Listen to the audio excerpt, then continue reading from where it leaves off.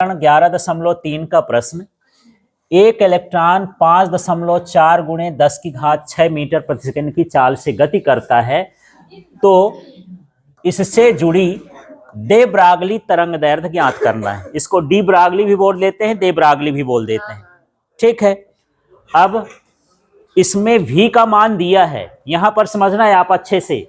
क्या इसमें m का मान लिखा है क्या? a नंबर में नहीं लिखा है, लेकिन ये लिखा है कि ये क्या है, इलेक्ट्रॉन का है। और ये मान के चलते हैं कि इलेक्ट्रॉन की सारी चीजें, इलेक्ट्रॉन का आवेश, इलेक्ट्रॉन का द्रव्यमान, इलेक्ट्रॉन का विशिष्ट आवेश आपको याद रहना चाहिए। तो इसका मान हमको याद है, ये समझ लो, दिया ना रहेगा। ये कितना 9.1 गुणे 10⁻−31 कीजिए, ये m होता है। आपको मेमोरी में रखना पड़ेगा, क्वेश्चन में नहीं दिया है। ठीक है, अब हमको ये दे ब्रागली तरंग दैर्ध्य निकालना है। तो ये सूत्र तो हम निकाले थे, लैम्डा = h/m। ठीक है, इसमें मान रख देते हैं। तो यहीं पर मैं रख देता हूँ, h का मान कितना है, 6.63 गुणे 10⁻−34। ये फिक्स मान रहता है, इसको भी याद करना है। इसके बाद m का मान क्या है, 9.1 गुणे 10⁻31। और v का मान ये देख लो कहाँ दिया है, हाँ 5.4 गुणे 10�6। ये मान रख लिए। अब लैम्डा = मैं बताता हूं, हर बार की संख्या अलग कर लो। तो यहां पर वैसे भी समझ लोगे, इसमें दशमलव के बाद कितने अंक हैं, 2, और यहां दशमलव के बाद 1, और यहां भी दशमलव के बाद 1, माने जितना ऊपर है उतना नीचे भी हो गया। तो इसका दशमलव हटा देंगे तो ये होगा 663। अब यहां पर हमारे पास क्या है, 91, इसका भी दशमलव हट गया। और यहां पर क्या हो गया, 54। तो 91 और 54 का गुणा करे तो कितना आया है, 49, 54, 14 है, हाँ।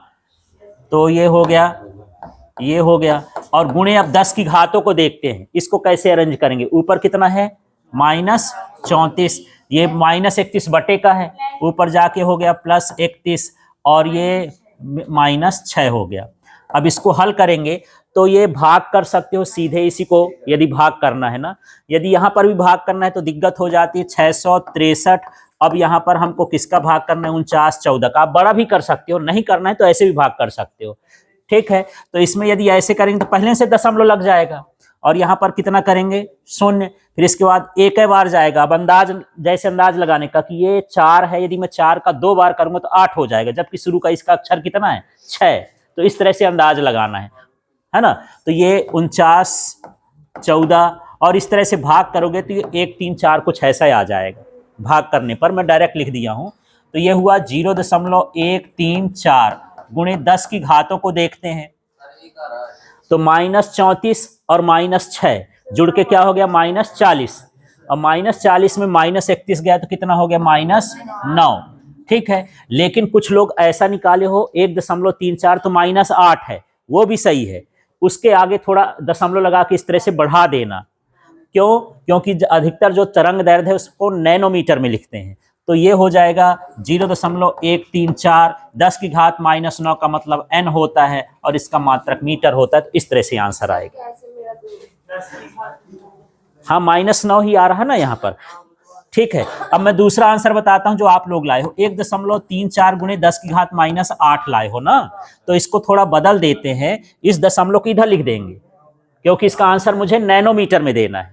तो दशमलव इधर करेंगे तो -134 करेंगे तो ये 10 की घात क्या हो जाएगा, -9। इधर दशमलव खिसवाने पर माइनस आ जाते नहीं। ठीक है, वो भी है, जो एनसीईआरटी बुक में आंसर दिया है उसका मैच करना है यदि, तो इस तरह से। ठीक है, तो 1.34 नैनोमीटर इस तरह से आ जाएगा। हाँ, देंगे। अब दूसरा वाला भाग देख लेते हैं। ये वाला, ये वाला। अच्छा, इसमें देखो, ये तो पहले भाग करेंगे तो इतना ही आ जाएगा। मैं यहां पर दशमलव देखो ना, यहां 0 नहीं लिया हूं। 663 छोटा है और ये 49, 14 बड़ा है। तो पहले तो 0 दशमलव लग जाएगा, भाग करोगे तो 1, 3, 4 हो गया। अभी 10 की घात -9 पहले से आ रहा है, तो इसको नैनोमीटर में हम लिख दिए। जो आप किए हैं तो 1 0 बढ़ा लिए हैं, तो आपका मान 1.34 गुणे 10 की घात -8 आया है।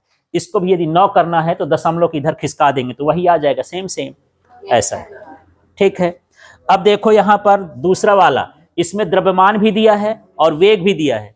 लेकिन यहां पर द्रव्यमान देखो 150 ग्राम है, तो 150 ग्राम को किलोग्राम में बदलने के लिए आप उसमें से 1000 का भाग करोगे। ऐसा 150 ग्राम और बटे में कितना हो जाएगा 1000, इसको भाग कर दोगे, शून्य शून्य कटेगा, 0.15 किलोग्राम आ जाएगा।